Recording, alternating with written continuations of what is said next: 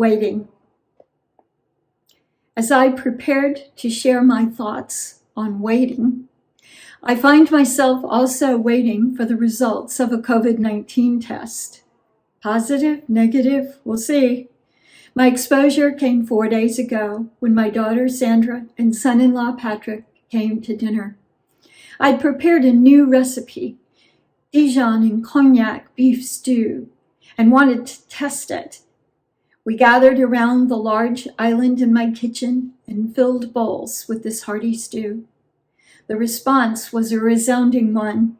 Absolutely delicious, we all agreed, and the bowls were filled for a second round. We finished with dessert and cleaned up the kitchen, and Patrick and Sandra headed home. 4 days later, Sandra calls me at 5:30 in the morning and says, "Oh, Mom, I'm so sorry. I just tested positive for COVID."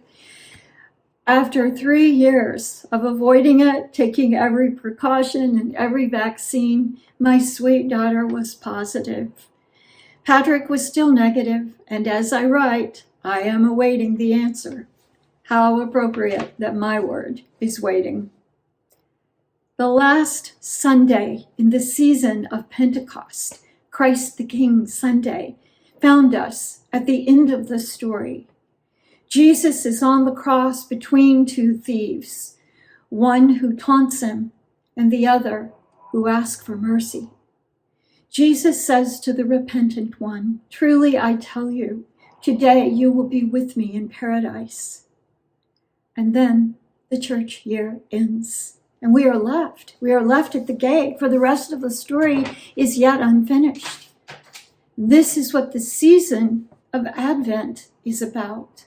Finding ourselves in this liminal time and space, waiting at the threshold between the end of the season of Pentecost, where Jesus is on the cross, and the great mystery of Christmas that is ahead of us. We need time. We need time to get ready. We need to prepare ourselves for the increasing darkness and enter into a time of watching and waiting for the cosmic signs of hope.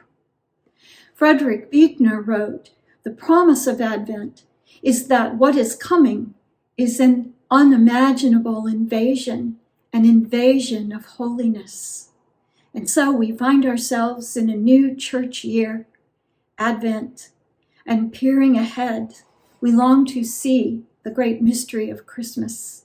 But for now, we must wait and watch. We must hear the voices of the prophets and encounter that wild man John in the river. We must enter into the stories of the angel Gabriel, encounters with Joseph, Zechariah, Elizabeth, and Mary. We must wait for the Holy Child who is yet to be born. We must watch and pray for the coming of this sacred child. We must be ready for this invasion of holiness. Standing in the dark, waiting. During these weeks of waiting, I have observed there are many ways of waiting. As C.S. Lewis offered in the 4 ways of love, affection, friendship, eros, and charity, the act of waiting is also nuanced. Some aspects of waiting are trivial, waiting for the light to change. Some are filled with anxiety and fear, waiting for a doctor's diagnosis. Others offer times of waiting that are stoic, weighted with resolve and acceptance. And finally, there is that amazing posture of joyful, hopeful, patient, expectant waiting. Some call this anticipatory waiting. Joyful waiting is a spiritual practice that allows the heart and the mind to see the light even in the midst of darkness. This holy way of seeing lifts the soul and fills us with purpose. It is this kind of waiting we can cultivate. We breathe deeply, pray earnestly, and trust that God is indeed with us, even in the dark. We are waiting once again for the Christ child, the invasion of holiness that drives away all our anxious fears and doubts and prepares us for this sacred journey. following the wild star and singing with the angels, joy to the world, the Lord has come. Let earth receive her King.